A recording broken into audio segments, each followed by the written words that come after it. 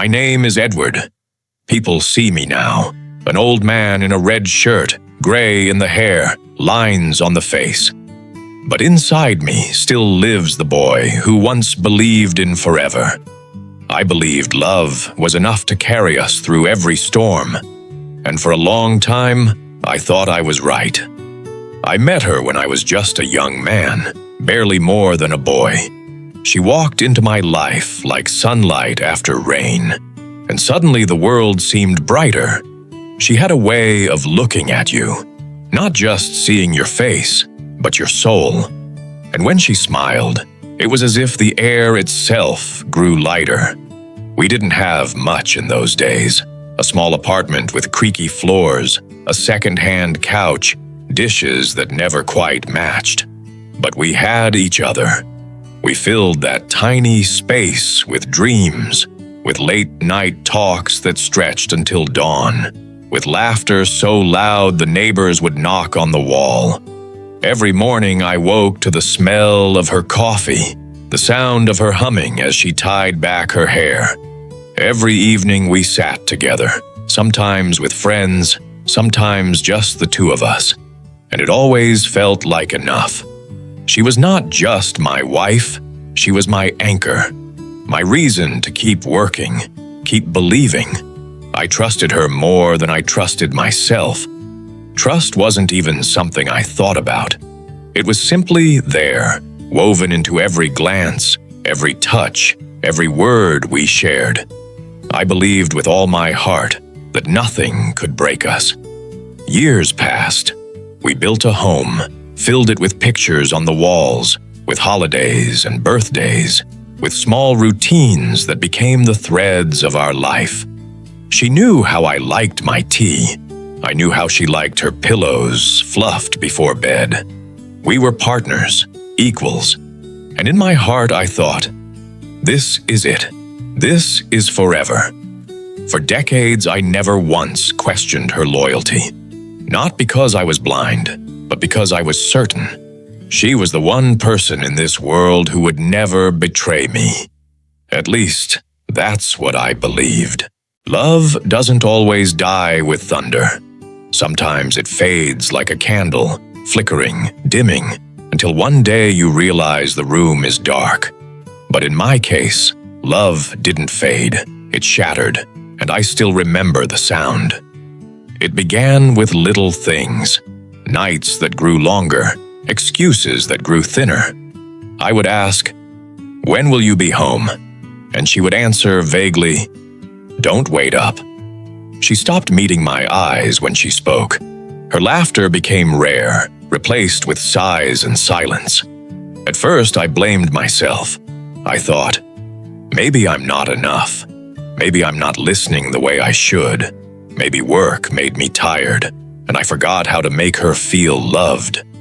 I bought flowers, cooked dinners, tried to bring back the spark we once had. But her smile never reached her eyes. One night, I saw her phone light up on the table. A message. My heart pounded, my hand trembled. I didn't want to look, but something inside me already knew. And when I saw his name, everything in me froze. The night I found out, the world ended in silence. She stood there, eyes wide, caught between guilt and defiance. I didn't shout. I didn't rage. My voice simply broke as I whispered, "Why?" And there was no answer that could save me. The woman I trusted most, the one person I thought would never hurt me, had chosen another. In that moment, I wasn't a husband. I wasn't a man. I was just broken. People think betrayal is loud, full of screams and broken glass. But the truth? Betrayal is quiet. It's the sound of your heart folding in on itself. It's the silence that fills a room after the truth has been spoken. They say time heals all wounds, but that's not true. Time teaches you how to carry them. The scar remains, even when the pain dulls, and betrayal leaves a scar deeper than most. The days after felt like walking through ruins. Our home, once full of warmth, felt cold and hollow. Every chair, every cup, every photograph seemed to mock me. I would sit at the table in my red shirt, staring at the empty seat across from me, and wonder how everything I knew had been a lie. Friends told me to move on. Family reminded me that life doesn't end with heartbreak. But words are cheap when your chest feels like it's caving in. I couldn't eat. I couldn't sleep. I replayed every moment of our marriage, searching for signs I had missed, wondering how long the cracks had been there. And yet, in the middle of that storm, I learned something. Betrayal doesn't erase the love that was real. It doesn't erase the mornings we laughed, the nights we whispered, the years we built together. Those moments were true, even if the ending was not. And slowly, I came to see that grief is simply love with nowhere left to go. So I carried it. I carried her laughter, her smile, even her betrayal, because all of it was part of the story that made me who I am. Now, as an old man, I tell this story not to reopen wounds, but to share the truth. Love is a risk. Trust is fragile. But even when it breaks, even when your heart is shattered, you survive. You learn. You grow. And one day, when you're sitting on a porch at sunset, gray hair falling into your eyes, wearing an old red shirt, you'll realize the betrayal didn't destroy you. It shaped you. It carved you into someone wiser, someone deeper, someone who understands that life is both beautiful and cruel, and that to love at all is the greatest courage of all. The hardest part of betrayal is not the moment you discover it. It's what comes after. The silence. The silence of a home that no longer feels like home. When she was gone, the house changed. The walls hadn't moved, the furniture hadn't shifted, but everything felt different. The kitchen that once smelled of fresh bread now carried only the faint scent of dust. The living room, where we used to sit together, had become a museum of what once was. Even the bed, that soft place where we had whispered secrets in the dark, now felt like a graveyard of touch. I remember the first morning after she left. I woke with the reflex of reaching across the mattress, expecting to find warmth. The shape of her body curled beside mine. Instead, my hand touched only cold sheets, flat and empty. My chest tightened, and for a moment, I couldn't breathe. The silence was crushing, louder than any scream. The days blurred together. I wandered from room to room, unable to stay still, yet unable to find peace anywhere. I would open the wardrobe and see her clothes hanging neatly, as if waiting for her to return. I couldn't bring myself to move them. I told myself, maybe she'll come back. Maybe this is all a bad dream. But reality doesn't soften just because you beg it to. Friends tried to visit. They knocked on the door, bringing casseroles, bread, bottles of wine. I thanked them, but their words floated past me like smoke. You're strong, Edward. You'll get through this. Time heals. Empty phrases, spoken by kind people who couldn't possibly understand. I nodded, smiled politely, but when the door closed, I sank back into the quiet, into the weight of a house that now belonged to ghosts. Nights were the worst. I lay in bed, staring at the ceiling, the clock ticking endlessly, each sound reminding me of the life that had ended. Sometimes I thought I heard her, the creak of the hallway floor, the faint hum of her voice. And my heart leapt, only to shatter again when I remembered. Memory is cruel that way. It teases you with shadows of what you've lost. I stopped eating properly. Meals lost their taste. I sat at the table in my red shirt, staring at the plate before me, pushing food around with a fork until I gave up. I grew thinner, not just in body but in spirit. The man I had been, the husband, the partner, seemed to wither away, leaving only a shell behind. Yet in the silence, I discovered something I hadn't expected. I began to see myself not only as the betrayed, not only as the man left behind, but as a person who had to answer a question. Who are you now? I had spent so many years defining myself as her husband, as half of a whole. Without her, I was forced to look in the mirror and face the man who remained. At first, I hated him. I saw weakness, wrinkles carved deeper by sorrow, eyes heavy with loss. But as days turned into weeks, something shifted. I realized that the man in the mirror was still standing. Bent, yes, scarred, certainly, but alive. And that mattered. There comes a point when grief no longer drowns you. Instead, it becomes the water you live in. You don't escape it, you adapt. And slowly, painfully, you learn to breathe again. The days after betrayal were heavy, as if I carried stones in my chest. Each morning felt like a mountain I didn't want to climb. But life, stubborn as it is, doesn't stop for a broken heart.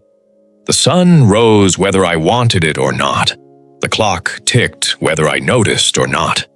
And my body, this old body of mine, demanded food, movement, breath. At first I lived like a ghost. Wake, sit, stare, sleep, repeat. My family worried. My children called, their voices soft, careful, as if I might shatter at the sound of their concern. My grandchildren asked, "Grandpa, are you sad?" And I could only nod. How do you explain to a child that your entire world has collapsed? Then, one morning, I stepped outside. The air was crisp, the sky painted with pale blue, and for the first time in weeks, I noticed the roses in the yard. Margaret, my wife, had planted them years before. Through winters and storms, they had always returned. And here they were again, blooming stubbornly, their petals red and alive against the gray of my grief. I knelt beside them, my knees aching, and touched the petals. For a brief moment, something stirred in me. A flicker. A memory of her laughter when she first planted them, saying, "These roses will outlive us both." And she was right. That day, I watered them. The next day, I trimmed the dead branches. Slowly, the garden became my refuge. Each flower I tended felt like a conversation with her. Each breath of earth and rain reminded me that life, stubborn, beautiful life, keeps growing even when hearts break. Little by little, I began to return to the world. A neighbor stopped by, asking for help fixing a fence. Normally, I would have said no, but something inside me pushed me to try. As we worked side by side, I felt my shoulders loosen for the first time in months. We talked about the weather, about nothing at all, and it felt good. Simple, but good. Then came the laughter. My grandchildren chasing each other through the yard, their shouts filling the air. At first, I only watched, my heart aching with both joy and loss. But then my youngest ran up, tugging at my sleeve. "Come play, Grandpa." I almost refused. My knees were stiff, my spirit heavier than lead. But something in her eyes, so bright and innocent, pulled me up. So I ran. Slowly, clumsily, but I ran. The children laughed, and soon, so did I. It wasn't the full laughter of my younger days, but it was real. And in that moment, I realized I was still alive, still capable of joy. It didn't erase the pain. Nothing ever truly erases it. But it softened the edges. It gave me air. I learned that grief isn't a wall to break through, but an ocean to swim in. And each day, with every rose tended, every laugh shared, every meal eaten, I found myself learning to breathe again. Now I sit here, an old man in a red shirt, lines etched deep into my face, my hands resting heavy on my knees.